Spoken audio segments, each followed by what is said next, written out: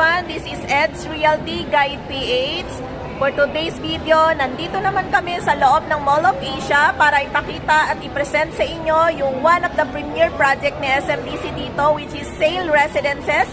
And kasama ko ngayon yung Team ERL. Hi guys, I'm Mel Property Investment. Hi guys, I'm Maverick State Solutions. Hi guys, I'm Jet and SMDC Properties. I'm Alimar Investment Condo. And we are Team ERL. We're going to present to you the Sale Residences. Sale Residences is located here just in front Mall of Asia. Tatawid ka lang, nandito ka na sa Mall of Asia. And maganda din yung location ng Sale Residences. Malapit lang siya sa mga major establishment kagaya ng Global Dragon, 2Ecom Center, 3 biggest casino, Okada, City of Dream, and Soler.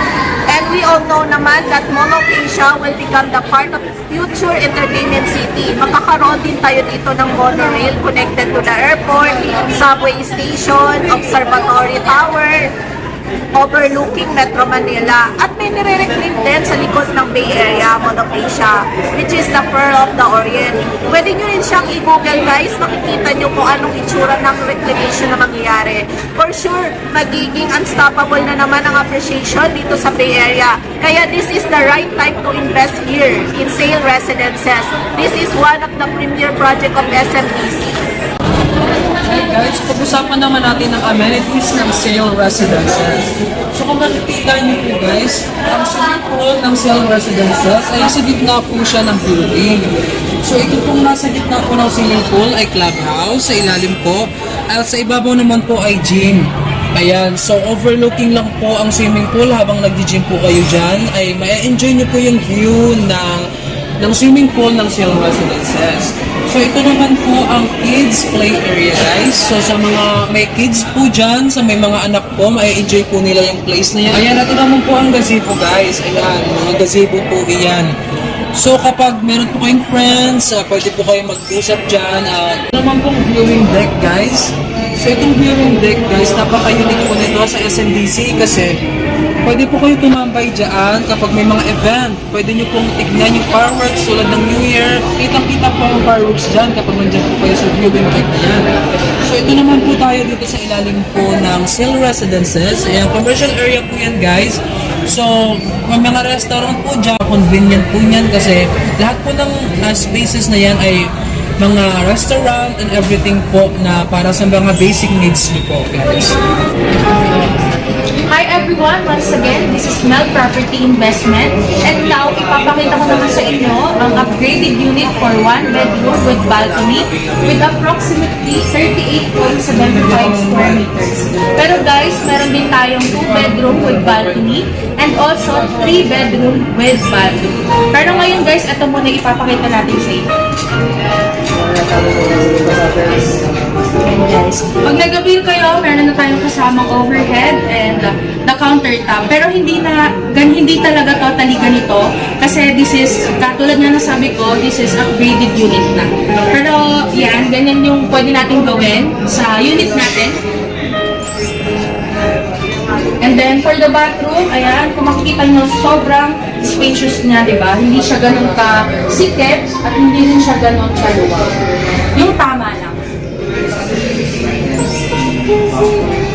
May provision na tayo guys for automatic washing machine.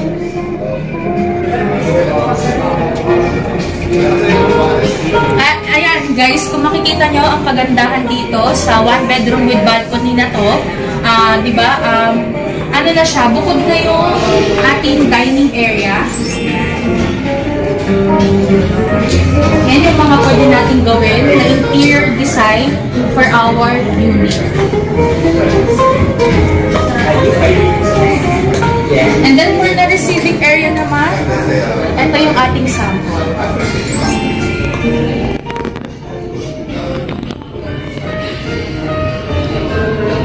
Pwede natin gawing sofa bed yung ating sofa dito.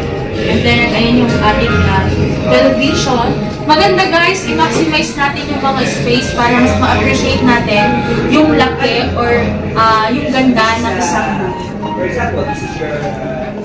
And then guys, this is the bedroom.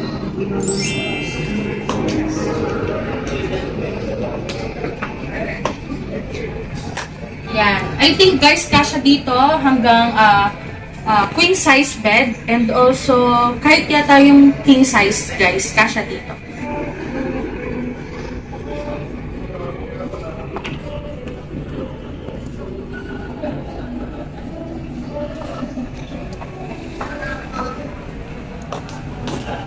Hi guys, I'm your good guy Maverick. Today, papakita ko sa inyo yung payment terms ni Sailor Residences. For Sailor Residences, we have non-spot payment terms which is 15% and 48 months. So approximately nasa 42,000 siya monthly. Ang kagandahan nito guys, we have good news for you na we have 10% discount which is you can save up to 1.2 million. And for the reservation fee, for one bedroom, we have approximately 35 to 50,000 pesos reservation fee. And for the two bedroom, we have 100,000 pesos reservation fee.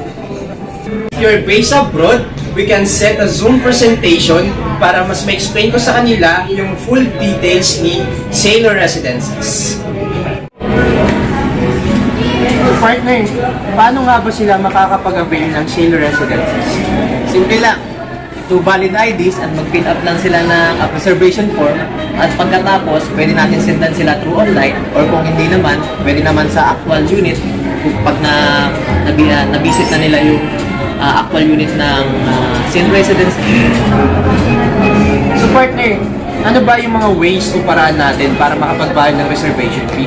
So, simple na lang ngayon partner. Dahil online na, online banking na lahat. Like UPI, BDO, GCash, and Acquire. About sa reservation is online na. Kaya hindi na sila mahirapan kahit nasa abroad sila. Makakapag-payment sila through online. So marami pala tayong paraan para makapagbayad sila kahit nasa abroad sila. Yes, Less kaya hassle. mas marami ang madalas nating client is mga abroad. Kaya ang payment term talaga nila is online.